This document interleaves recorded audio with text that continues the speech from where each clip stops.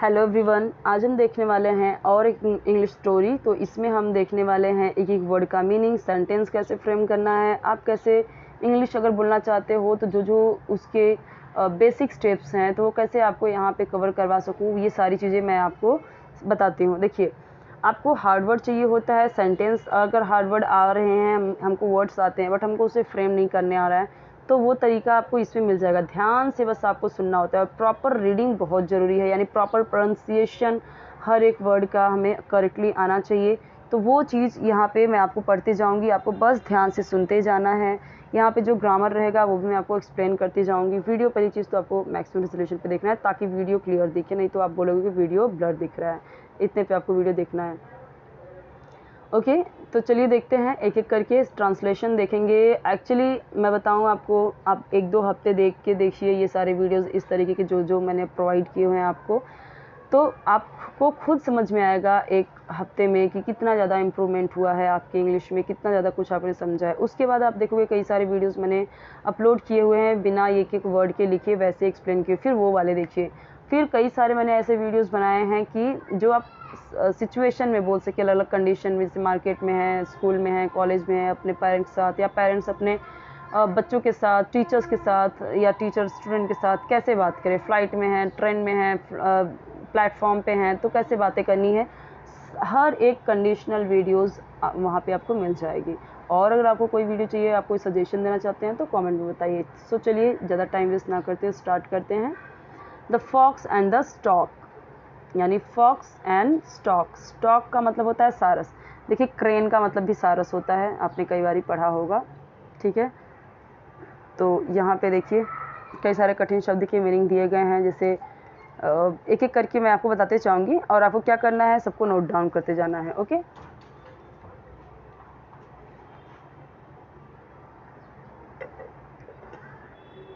Once there, मैं एक एक वर्ड आपको पढ़ के बताती हूँ। Once there was a fox and a stork. Stork का मतलब सारस।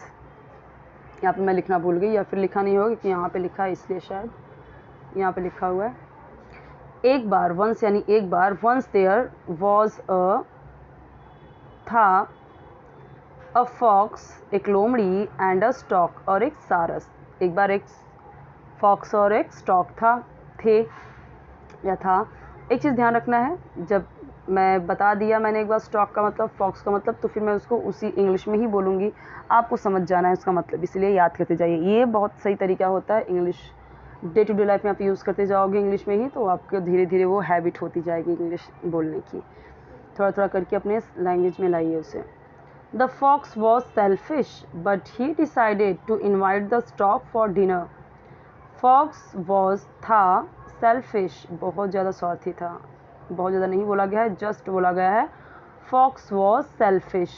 फॉक्स स्वार्थी था, बट ही लेकिन उसने, डिसाइडेड यानी डिसाइड किया, यानी फैसला किया, टू इनवाइट आमंत्रित करने का, द स्टॉक सारस को, फॉर डिनर खाने पर या खाने के लिए, खाने पर उसने उसे इनवाइट किया, आमंत्रित किया। इनवाइट किया नॉर्मली हम बोल सकते हैं, इनवाइट किया, आमंत्रित किया, ठीक है। आमंत्रित करने का, इनवाइट करने का उसने फैसला लिया, कहाँ पे, डिनर पे। डिनर यानी क्या होता है, रात का खाना होता है। लंच आपका होता है दोपहर का, दोपहर को होता है ना लंच, हो गया, चलो चलो चलो, ठीक है। सुबह को हम बोलते हैं ब्रेकफास्ट, और रात का खाने को, रात के खाने को हम बोलते हैं dinner. The stork was extremely happy to be invited and she reached his house on time. The stork was extremely happy. Stork बेहद या बहुत ज़्यादा खुश थी, to be invited आमंत्रित किए जाने पर, and she reached और वह पहुंची, his house on time उसके घर पे, on time और समय पर। अभी हिज यूज़ हुआ है, हिज हाउस किसके घर पे किसने बुलाया था, फॉक्स ने, समझ में आ रहा है। तो ये हिज यूज़ हुआ यानी कि वो मेल है। और the stork was extremely happy to be invited and she, और वो पहुंची या पहुंच गई, शी यूज़ हुआ है स्टॉक के लिए, यानी वो स्टॉक यहाँ पे हम उसको फीमेल की तरह बात करेंगे क्योंकि शी यूज़ हुआ है। ये चीज़ें ध्यान देनी है, okay. The stork was extremely happy to be invited. तो स्टॉक बहुत ही ज़्यादा खुश थी इनवाइट किए जाने के लिए, या फिर आमंत्रित किए जाने पे बहुत ज़्यादा खुश थी। वह पहुंच गई उसके घर पे ऑन टाइम, ऐसे हम बोल सकते हैं ना, जैसे I reached his house on time, मैं उसके घर पे टाइम पे पहुंच गई। यहाँ पे जस्ट शी की जगह पे अगर मैंने आई लिख दिया, सो आई यानी मैं पहुंच गई उसके घर पे ऑन टाइम, समय पे। अब यही आई को ही कर दिया तो ही रीच्ड, वह पहुंच गया टाइम पे घर पे। अब यही सेम चीज़ शी की जगह पे मैंने दे यूज़ कर दिया, so they reached his house on time. मैंने क्या बोला है आपको, पास्ट इंडेफिनिट टेंस है ना, हमेशा मैं आपको यही बोलती हूँ। तो सब्जेक्ट कोई भी हो, ही शी इट कुछ भी हो, उसमें क्या करना होता है, वो सेकेंड फॉर्म ही रहता है, कुछ चेंज नहीं होता उसमें। ओके, तो ये चीज़ ध्यान देनी है।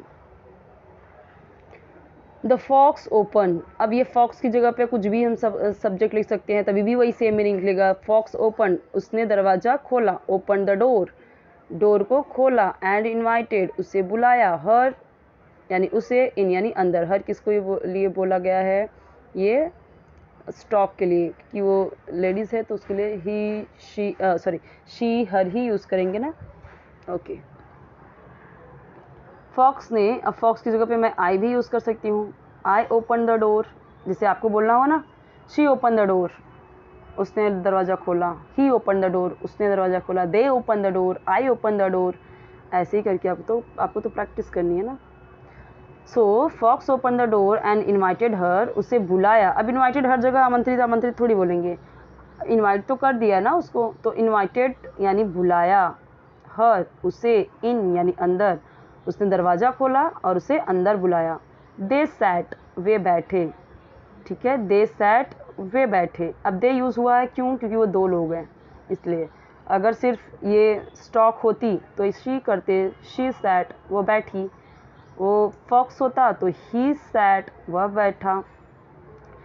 आई भी कर सकती हूँ मैं, I sat on the table, जैसे किसी ने मुझे बुलाया, then he invited me in. Okay, ऐसे देखो, फॉक्स की जगह पे अगर मैं ही कर दी, he open the door and invited me, अपने लिए बात कर रही हूँ ना मैं। So he open the door and invited me in. Okay, he open the door and invited me in and I set on the table, और मैं टेबल पे बैठ गई या मैं टेबल पे बैठी। तो दे की जगह पे हम कोई भी सब्जेक्ट यूज़ कर सकते हैं, सेम मीनिंग बनेगा। आपको बस यही समझना है कि पास्ट इंडेफिनिट टेंस में अगर आपको सब्जेक्ट के बाद, ये सब्जेक्ट रहा आपका, सब्जेक्ट के बाद हेल्पिंग वर्ब अगर सेकेंड फॉर्म में दिखती है तो सब्जेक्ट कोई भी लगा दो, वो सेम टू सेम सेंटेंस रहेगा। वह बैठा टेबल पे, मैं बैठी टेबल पे, वो बैठे टेबल पे, सेम आएगा। तुम बैठे टेबल पे, you set on the table, we set on the table, कुछ भी यहाँ पे आपको बस वही करना है, हर सब्जेक्ट के साथ ये सेकंड फॉर्म ही आएगा। बस ऐसे ही सेंटेंसेस बनाना है, क्योंकि हम इस तरीके की अपनी बातें बताते हैं तो ऐसे ही बताते हैं ना, पास्ट में जब बताते हैं तो। They set on the table, the fox serve, वापिस से सेकेंड फॉर्म, फॉक्स ने परोसा, मेरी माँ ने परोसा, अगर मुझे बोला हुआ, so my mother served her some soup in shallow bowls, मेरी माँ ने उसे कुछ सूप परोसे या दिए शैलो बाउल्स। शैलो का मतलब क्या होता है, छिछला, उथला हुआ, ठीक है। छिछला यानी क्या, जैसे ज़्यादा गहराई में नहीं है वो कटोरा, कैसे है, एकदम ऐसे है या फिर ऐसे है, ठीक है, ऐसा था bowl. Okay, the fox served her some soup, fox ने परोसा उसे, किसकी बात कर रहे हैं, उस स्टॉक की बात कर रहे हैं, इसलिए तो हर यूज़ हुआ है। सम सूप, थोड़ा सूप या कुछ सूप, कुछ तो नहीं बोलेंगे ना यहाँ पे, सम सूप, थोड़ा soup, in shallow bowls, bowls यानी कटोरे में, बॉल्स यूज़ हुआ है तो कई, 2-3 बॉल होंगे, ठीक है, 2-3 बॉल होंगे। एस यूज़ हुआ है, दो, एक से तो ज़्यादा ही है, एक होता तो बॉल होता, यानी कटोरे में एस है तो बॉल्स। तो फॉक्स ने कुछ सूप कटोरे में, शैलो कटोरे में, शैलो यानी छिछले या उथले कटोरे में परोसा। While the fox licked up his soup, अब जबकि फॉक्स जो था, लिक्ड अप चाटता रहा, हिज सूप, अपने सूप को, वो लोग वो कैसे, वो तो उसकी जीभ निकाल के लपालप पी गया, उसको बोलते हैं लिक्ड अप, यानी जीभ से चाटना। आपने देखा होगा ना, जो जितने भी जैसे डॉग हुए, लायन हुए, टाइगर हुए या फॉक्स हुए, ये लोग पानी कैसे पीते हैं देखा है आपने?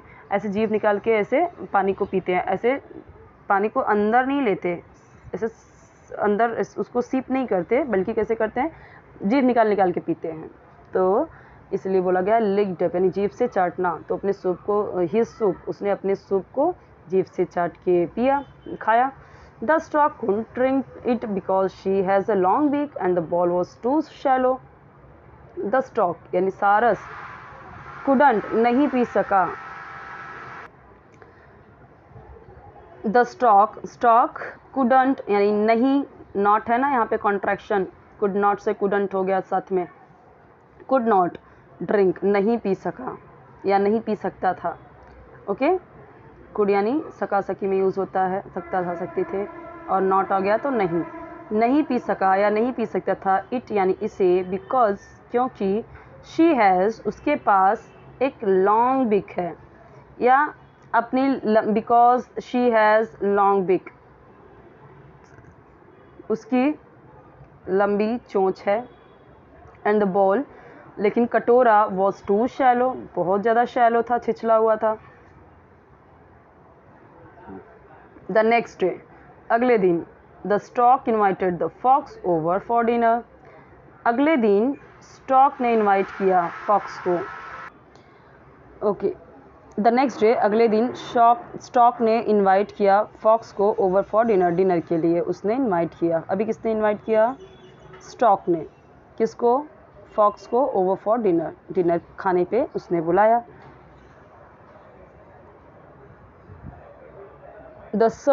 शी सर्व्ड हिम, उसने परोसा उसे।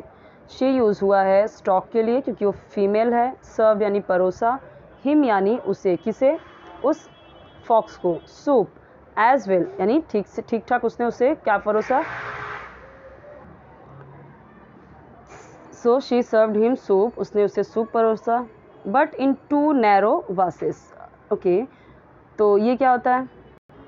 यानी कि जो फूलदान होता है ना, उस टाइप के बर्तन में। So she served him soup as well, उसने परोसा तो, बट इन 2 लेकिन में, इन यानी में, 2 यानी 2, नैरो यानी पतले, वाजेस, वाजेस कैसे होते हैं? जैसे फूल का फूलदान होती है ना, कुछ इस तरीके से, ठीक है। तो अब इसमें से उसका मुंह जाएगा कैसे? सुराही की तरह। अब इसमें से उस लोमड़ी का मुंह जाएगा कैसे अगर इतना बड़ा सा है? लेकिन वो जो सारस है, क्रेन है, उसकी तो पतली सी चोंच है, ऐसे चली जाएगी उसका। तो इसने क्या किया? उसको उसमें दिया, ये तो आराम से मस्त पी लेगा, लेकिन वो नहीं पी पाएगा। उस बार इसने कैसे दिया था? उसको ऐसे दिया था, ऐसे बॉल में। तो इस बेचारे की इतनी बड़ी सी थी और इतना छिछला सा था ये, इसकी चोंच कैसे पी पाएगी? और वो जो था उसका तो आराम से ऐसे मुंह है, वो जीभ निकाल निकाल के चाट जाएगा, ऐसा हो गया। तो इस बार उसने क्या किया? इन 2 नैरो वाजेस यानी फूलदानों में, वाजेस बोलते हैं ना, फ्लावर वाज, तो यानी कि फूलदानों में उसने इस तरीके से दिया। सुराही की तरफ बर्तन था, यानी कि पॉट था, उसमें उसने पतले वाजेस में उसको सूप दिया। While the stock enjoyed her soup, जबकि स्टॉक ने इंजॉय किया, आनंद लिया, हर सूप, अपने सूप का, एंड फिनिश्ड इट, और उसे ख़त्म भी कर दिया। फिनिश्ड यानी, फिनिश क्या होता है? ख़त्म, ईडी लग गया तो ख़त्म किया। इट यानी उसे, किसकी? सूप की बात कर रहे हैं। The fox went home very hungry, fox घर चला गया बहुत भूखे ही, यानी बहुत भूखा हुआ, बहुत भूखा वो घर चला गया। रियलाइजिंग एहसास करते हुए, हिज मिस्टेक अपनी गलती को रियलाइज़ करते हुए वो भूखे पेट ही घर चला गया। मोरल ऑफ द स्टोरी क्या कहता है?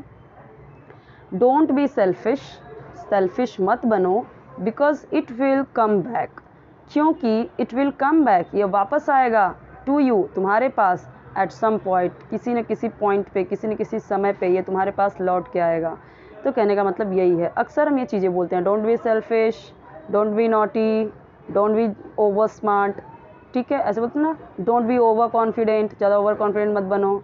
ये बहुत इंपॉर्टेंट है ऐसे बोलने के लिए। ओके, सो कोई भी डाउट रहे तो आप कमेंट्स में पूछिए। बैकग्राउंड में बहुत नॉइज़ है तो यहीं पे मैं इसे स्टॉप करती हूँ। वैसे भी स्टोरी ख़त्म हो चुकी है, नेक्स्ट स्टोरी भी मैं आपको जल्दी ही आपके लिए लाऊंगी और बहुत हेल्पफुल है ये। ट्राई कीजिए इसे प्रॉपर रीडिंग के लिए, प्रॉपर प्रोनाउंसिएशन के लिए और हार्ड वर्ड याद करने के लिए। और जो मैं आपको यहाँ पे रूल्स बता रही हूँ, मैंने ऑलरेडी बहुत सारे रूल्स बताए हुए हैं, was, where, did, does, do, सबके रूल्स बताए हुए हैं। वो सारी वीडियोस देखिए। इसी तरीके की स्टोरी मैंने वो स्टोरी बताते बताते भी वो बताए हैं, कई सारे वीडियोस हैं, बस आप वो देखिए प्लेलिस्ट इंग्लिश स्पीकिंग कोर्स का, वहाँ पे आपको मिल जाएगा। ओके, तो आपको सारी वीडियोस मिल जाएंगे, उसे ज़रूर देखिए, ज़रूर समझिए। और इस तरह की वीडियोस मैं आपके लिए और लाती जाऊँगी ताकि आपकी इंग्लिश जल्द से जल्द और भी ज़्यादा अच्छी होती जाए। और किस तरीके की वीडियोस चाहिए आप कमेंट बताइए।